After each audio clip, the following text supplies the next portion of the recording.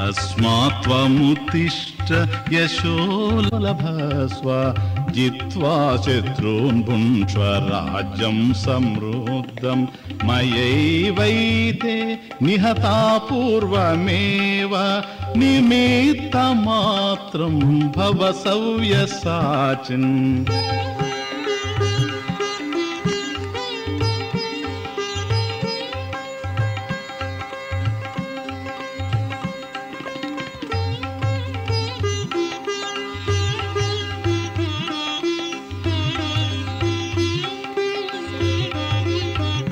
అందువలన నీవు లెమ్ము, శత్రువులను జయించి కీర్తిని పొందుము, సంపూర్ణ రాజ్య భోగమును అనుభవింపము.